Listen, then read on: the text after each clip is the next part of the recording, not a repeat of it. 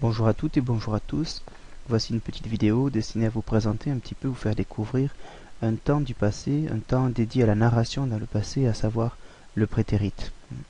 Le prétérit correspond en français généralement au passé simple ainsi qu'à l'imparfait, mais peut également être traduit par un passé composé, notamment pour des auxiliaires et des verbes de modalité.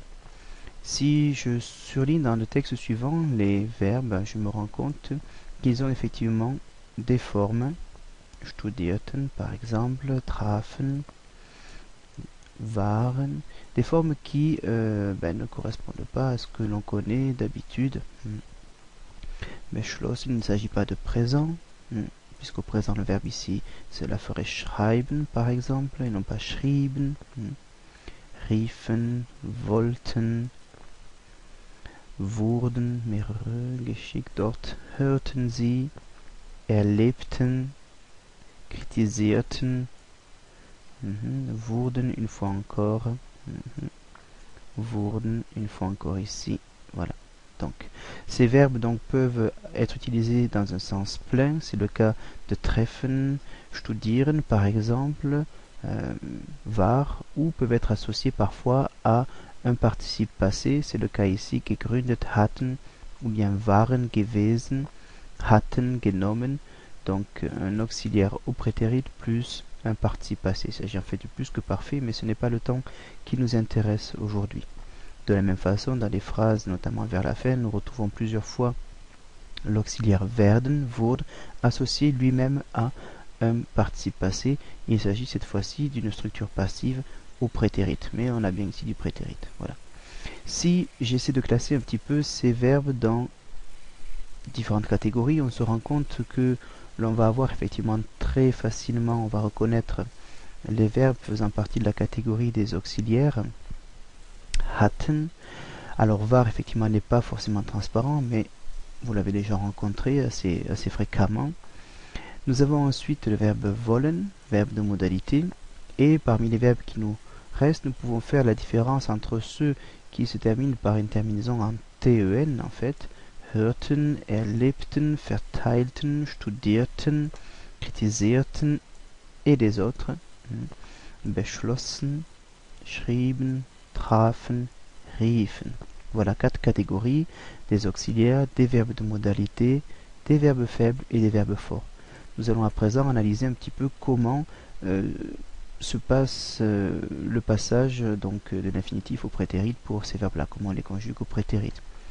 L'infinitif donc de ces verbes est assez facilement retrouvable. Hören pour hörten, verteilen pour verteilen, kritisieren, erlebten.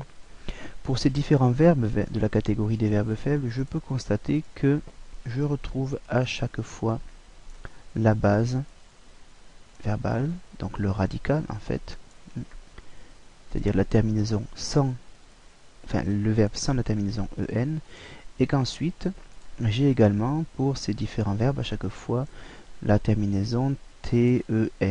Bon, on va voir après effectivement pourquoi exactement. Je remarque que c'est également le cas pour apparemment les verbes de modalité, en tout cas pour le verbe de modalité wollen, vouloir, voilà, qui lui également fonctionne pareil.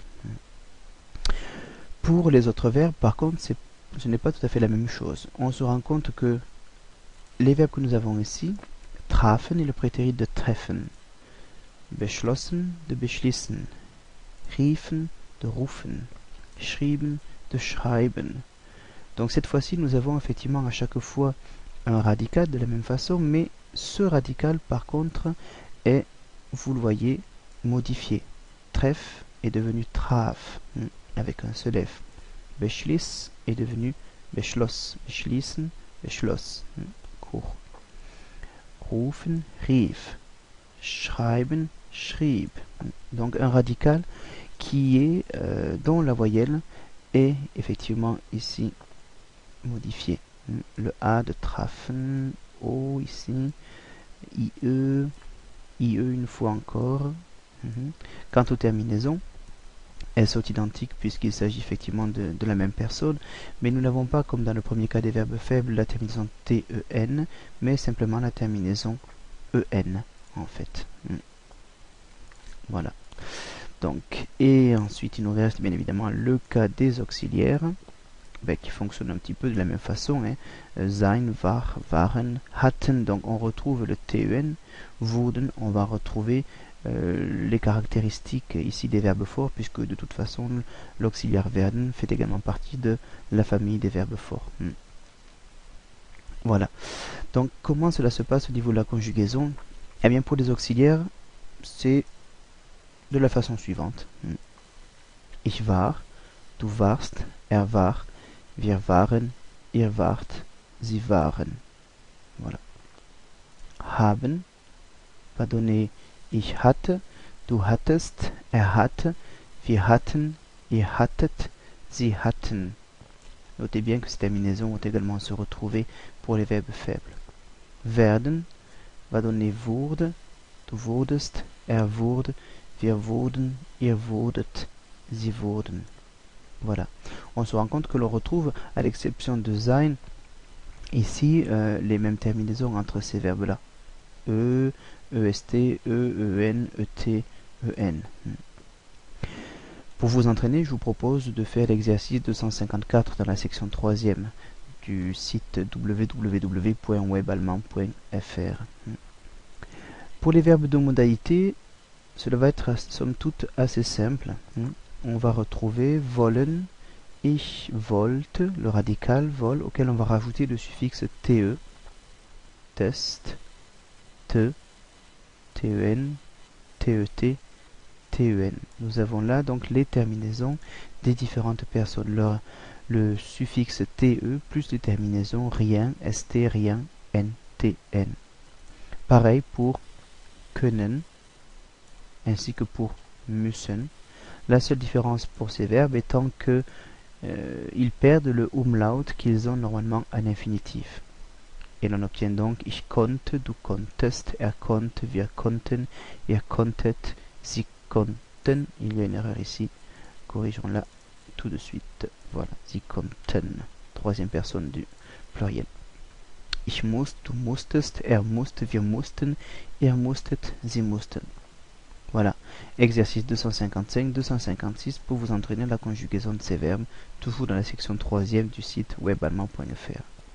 Nous arrivons maintenant aux verbes que nous n'avions pas vus jusqu'à présent, à savoir les verbes faibles. Voilà, et l'on va retrouver exactement les mêmes terminaisons que pour les verbes de modalité. TE, TE avec la terminaison ST, TE sans rien, TEN, TET, TEN. La règle est donc radicale de l'infinitif plus TE plus les terminaisons du prétérit rien, ST, rien, NTN. C'est la même chose exactement pour studieren. Ich studierte, du studiertest, er studierte, wir studierten, ihr studiertet, sie studierten. Exercice 257 pour vous entraîner, section 3e du site weballemand.fr. Pour terminer, enfin, nous avons vu le cas des verbes forts. Nous nous sommes rendus compte qu'ils ont la voyelle du radical qui change. Treffen faisait traf, schreiben faisait schrieb, rufen faisait rief. Nous n'avons pas par contre effectivement le TE, mais nous retrouvons quasiment les mêmes terminaisons que pour les verbes faibles. Rien, ST, rien, EN, T, EN. Pourquoi ce E? Tout simplement pour des raisons de prononciation. Wir treffen n'étant pas prononçable, donc le E est également présent ici. Schreiben, voilà, également. Wir schrieben, rufen, wir riefen, EN. Voilà, donc pour ces verbes forts, bien entendu, cela vous demande un petit effort de mémorisation puisqu'il faudra les apprendre au cas par cas. Sachant que la règle de base donc est celle-ci, le radical de l'infinitif modifié. Modifié, j'entends bien évidemment la voyelle du radical, plus les terminaisons du prétérit, rien, ST, rien, EN, TEN ici. Voilà. Il ne vous reste plus qu'à vous entraîner, à refaire quelques exercices et cela devrait rentrer sans problème. Je vous remercie pour votre attention.